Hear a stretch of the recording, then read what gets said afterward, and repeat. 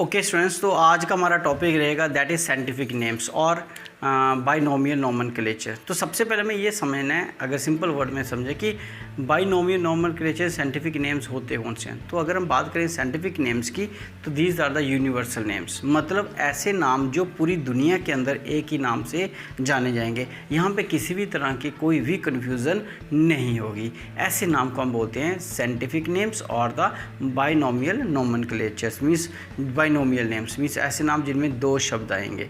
जैसे कि हम बात बोलते हैं मैंजिफेरा इंडिका, मैं बोलता हूँ पाइसम सैटिवम, मैंने यहाँ पे नाम लिया Rosa indica, Spirogyra indica. So all are the scientific names और इनका एक ही मीनिंग होगा और ये पूरी दुनिया में इसी नाम से जाने जाते हैं। पहली बात। दूसरी बात आ गई कि अगर हम हिस्ट्री की बात करें तो यहाँ पे आप देखोगे कि यहाँ पे मैंने बोला इनिशियली, अगर हम स्टार्टिंग से बात करें, initially framed bye Carolus Linnaeus. तो कैरोलस लीनियस आप बड़ा नाम सुनोगे आगे। तो कैरोलस लीनियस जो हैं इन्होंने ही स्टार्टिंग में इस प्रोसेस को स्टार्ट किया। तो जो बाइनोमियल नोमेनक्लेचर था इन्होंने ही स्टार्ट किया स्टार्टिंग में, लेकिन जैसे जैसे टाइम बीतता गया इसको हर एक चीज़ की प्यूरिफिकेशन चाहिए होती है। तो यहाँ पे भी 1948 के अंदर, तो 1948 में इंटरनेशनल कांग्रेस ऑफ जियोलॉजी, तो इंटरनेशनल कांग्रेस ऑफ जियोलॉजी जो थी उन्होंने, और 1950 में इंटरनेशनल कांग्रेस ऑफ बॉटनी। तो ये जैसे बोल सकते हो सिंपल वर्ड में ग्रुप है, जो एक ग्रुप हो गया जो बॉटनी से रिलेटेड है, प्लांट से रिलेटेड है, एक आ गया जो जियोलॉजी से रिलेटेड है। तो इन दोनों ने मिलके कुछ रूल सेट किए कि अगर हमें किसी को नाम देना है, क्योंकि उससे पहले तो इतना ज़्यादा रूल्स नहीं थे, कोई भी किसी भी तरह से नाम दे सकता था। लेकिन जैसे ये एक गठन हुआ और इसके इन्होंने डिसाइड किया कि अगर दुनिया में कोई भी किसी भी तरह के ऑर्गेनिज्म को नाम देता है तो उसको नाम देने के लिए क्या करना पड़ेगा, कुछ रूल्स को फॉलो करना पड़ेगा। Okay, so they set rules for binomial nomenclature. Okay, अगर आपको भी साइंटिस्ट बनते हो या बॉटनी जियोलॉजिस्ट बनते हो, अगर आपको भी किसी को नाम देना होगा तो आपको भी ये रूल फॉलो करने पड़ेंगे। अगर ये रूल फॉलो नहीं करोगे तो हो सकता है कि आपका वो जो नाम दिया होगा वो रिजेक्ट हो जाए, क्योंकि इस रूल को फॉलो करके ही हम किसी को नाम दे सकते हैं। तो अब हम स्टार्ट करते हैं आगे कि कौन से रूल से अगर किसी को नाम सेट करना है तो किन रूल्स को फॉलो करना पड़े। तो बड़े इंटरेस्टिंग वे में समझना इसको। ओके, तो सबसे पहला रूल क्या कहता है, plants and animals have independent names. तो बड़ा इंपॉर्टेंट है, ये तो है ही, हर एक प्लांट और एनिमल को अपने इंडिपेंडेंट नेम जो है वो प्रोवाइड करना है। ऐसा नहीं है कि कोई भी ऑर्गेनिज्म को दो नाम दे दो, ऐसा होता भी नहीं है। अगर हमने एक को संतरा बोल रहे हैं, अगर सपोज करो हम बोलते हैं सिट्रस फैमिली का है तो दूसरा कोई और फैमिली का होगा। अगर हम बोलते हैं एक स्पाइरोगैरा इंडिका तो एक रोज़ा इंडिका। तो प्लांट के नाम जो होते हैं वो उनकी अपनी आइडेंटिटी है, तो आइडेंटिटी कभी भी मिक्स नहीं होनी चाहिए, फर्स्ट। सेकंड, अगर हम बात करें जो साइंटिफिक नेम्स होते हैं, जो भी साइंटिफिक नेम होगा वो दो वर्ड से बना होगा। कितने वर्ड से? दो वर्ड से। ओके, तो जैसे मैं यहाँ साथ हर एक की आपको डिफरेंट एग्जांपल दूंगा ताकि कोई भी कन्फ्यूज़न ना हो। तो दो शब्दों से बना होना चाहिए। तो जब कभी भी हम किसी ऑर्गेनिज्म को नाम देंगे, so whenever you have to provide a name to a particular organism, so that organism have name that consist of 2 words. उसके अंदर जो नाम होगा उसका वो दो शब्दों से बना होना चाहिए। जैसे कि एक होता है उसका दैट इज जेनरिक नेम, एक होता है स्पेसिफिक नेम। तो हर एक ऑर्गेनिज्म के नाम जो है वो दो शब्दों से बना होगा। So every name consist of 2 words.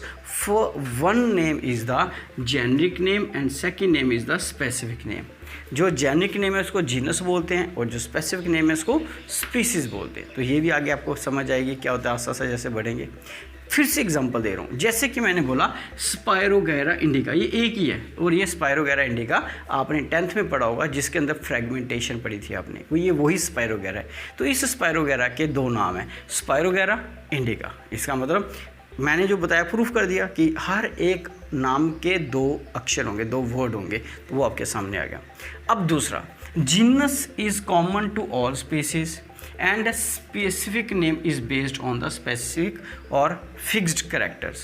समझ लो, कहने कि इसमें से दो नाम है। जैसे यहाँ पे देखते हैं फाइकस रिलीजियोसा, ये क्या हो गया आपका, दैट इज़ पीपल का पेड़, फाइकस बेंगलियोनेसिस बर्ड का पेड़, फाइकस इलास्टिका रबड़ का पेड़। तो ये जो 3 पेड़ मैंने लिखे हैं इसमें अगर आप देखोगे फाइकस फाइकस फाइकस। आपको सर आपने तो अभी बोला कि 3 आम होने नहीं चाहिए, लेकिन आप ध्यान से सुनो, बड़ का पेड़, पीपल का पेड़ और रबड़ का पेड़, ये तीनों एक ही फैमिली से, मतलब एक ही करैक्टर शो करते हैं, लेकिन थोड़ा थोड़ा डिफरेंस भी है इनमें। पीपल के पेड़ में, बड़ के पेड़ में और इलास्टिक जो रबड़ का पेड़ है उसमें फ़र्क है। तो फ़र्क होने के कारण हमने इनका नाम थोड़ा चेंज कर दिया, रिलीजियोसा, मतलब जिसकी पूजा करते हैं, रिलीजन से रिलेटेड। तो ये हो गया आपका पीपल का पेड़। फाइकस बेंगलियोनसिस, ये वो हो गया जिसमें से मेरे ख्याल से वो धागे से निकले होते हैं ना, ऊपर से आते हैं, रूट्स आते हैं, प्रॉप रूट वगैरह।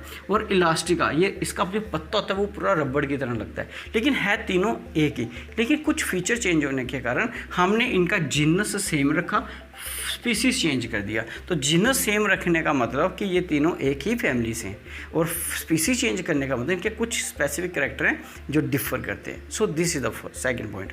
नेक्स्ट अगर हम बात करें third, first word represent genus. तो जब भी कोई ऑर्गेनिज्म अगर आप उसका नाम लिख रहे हो तो उसमें जो पहला अक्षर, पहला वर्ड होगा वो हमेशा जीनस होगा। जैसे कि रोज़ा, तो रोज़ा क्या हो गया, जीनस।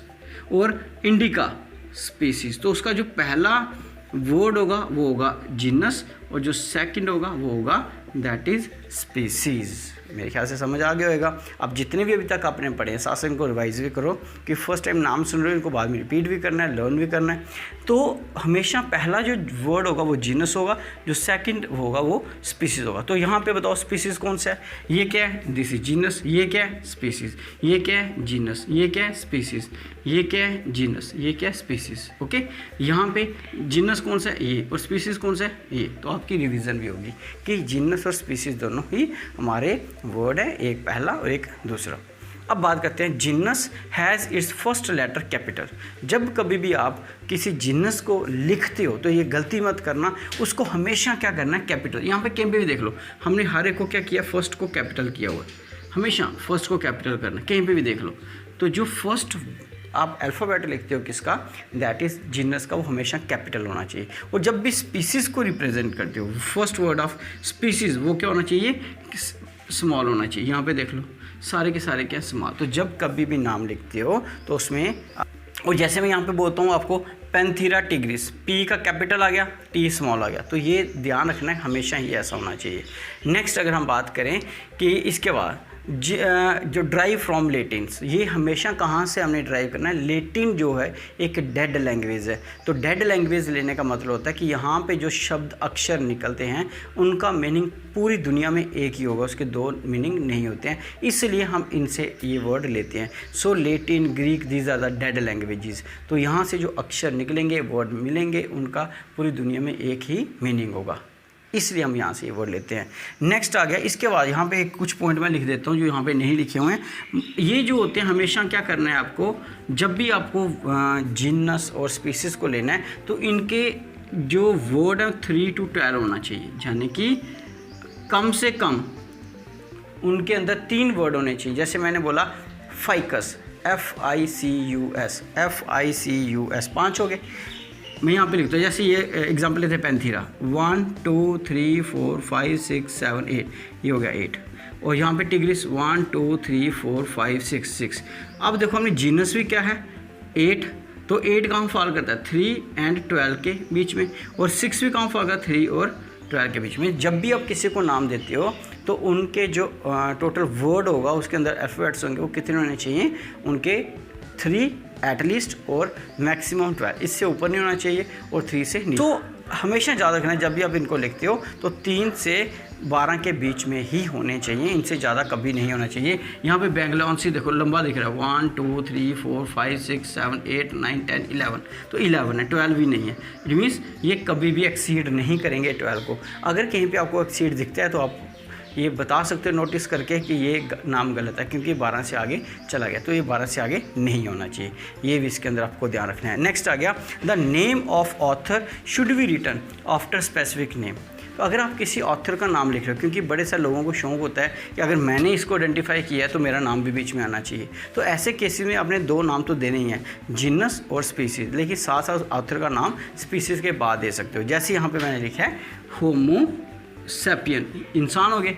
लीनियस, अगर सपोज लीनियस ने इसको क्या किया है तो इसका LINN डाल दिया बीच में, ताकि ऑथर का नाम भी रहेगा जिसने इतनी मेहनत की हुई है, साथ ही साथ हमारा जो रूल है वो भी नहीं टूटेगा, that is homo sapien, genus, species and then author, तीनों का नाम भी बीच में दे सकते हैं। ये भी हो गया। अब बड़ी इंपॉर्टेंट चीज़ यहाँ पे बता रहा हूँ, ये बड़ी कन्फ्यूज़न होती है बुक के अंदर, बच्चों को समझ नहीं आता ये पॉइंट, इसको ध्यान से देखना।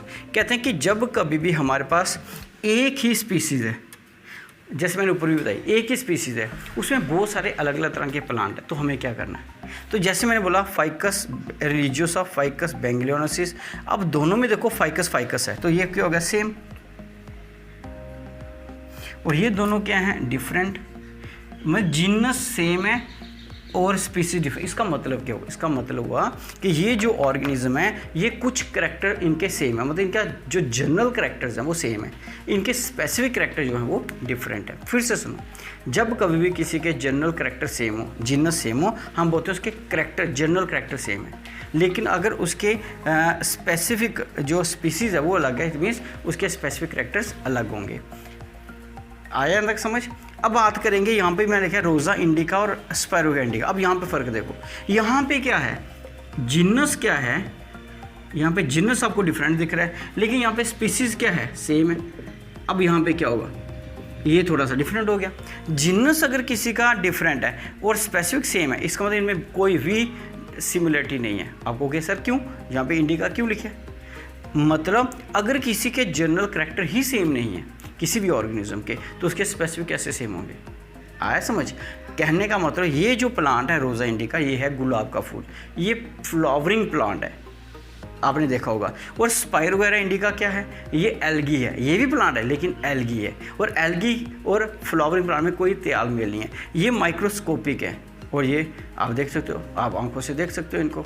सो ये स्पाइरोगेरा इंडिका जो है इसका इससे कोई लेना देना नहीं। फिर इसका मतलब क्या हो गया? जब कभी भी स्पीसी सेम हो लेकिन जनरल डिफरेंट हो, इसमें वो ऑर्गेनिज्म बिल्कुल डिफर करते हैं एक दूसरे से, उनमें कोई भी सिमिलरिटी नहीं होगी। सो ये कुछ फीचर थे, कुछ रूल्स थे जिसके बेस पे हम किसी भी ऑर्गेनिज्म को नाम दे सकते हैं। Okay rules. अब हम बात करेंगे इनके एडवांटेज डिसएडवांटेज, तो थोड़े से देख लेते हैं ताकि लंबी वीडियो ना बन जाए। अगर हम इसके कुछ एडवांटेजेस की बात करें तो एडवांटेजेस क्या होंगी? आप कल वाले से थोड़ा कंपेयर कर सकते हो।